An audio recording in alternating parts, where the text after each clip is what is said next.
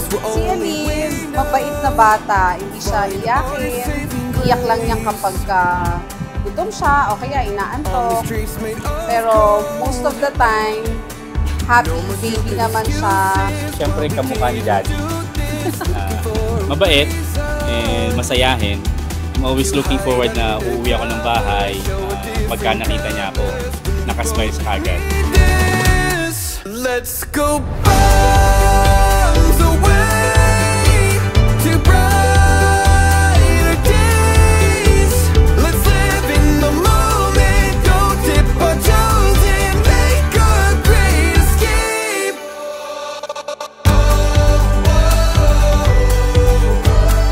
Elise is very energetic at home and she's very talkative. Makulit din siya.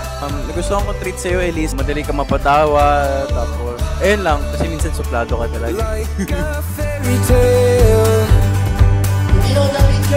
living in a daydream, where the world can't find us. Let the spark ignite us tonight, tonight.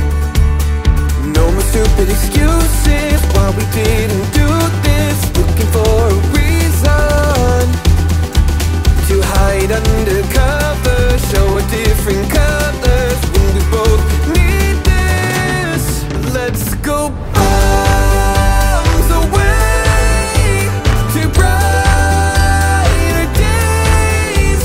Let's live in the moment, don't dip our toes and make a great escape.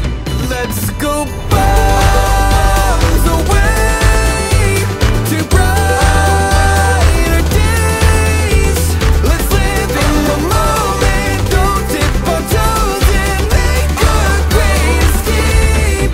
Let's go Hello, Elise. Siguro mapapanood mo ito pag matanda ka na. Happy birthday. First birthday mo pa lang ngayon. Sana magka-close pa rin tayo pag tanda mo, kahit marami na kita yung age gap.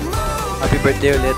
Happy birthday, Elise. First birthday mo. I wish you the best and sana makausap pa rin kita pag tanda natin tapos madami kitang matutunan. Happy birthday, Elise. We love you. Let's live in the moment, don't dip our toes and make a great escape.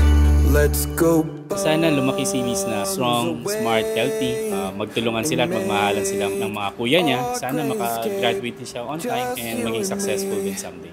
I hope you will grow up just like Kuya Matt and Kuya Ed, malambing. Sana sweet parate sa amin ni Daddy, close sa family mo, and you will grow up to be a God-fearing and good Christian.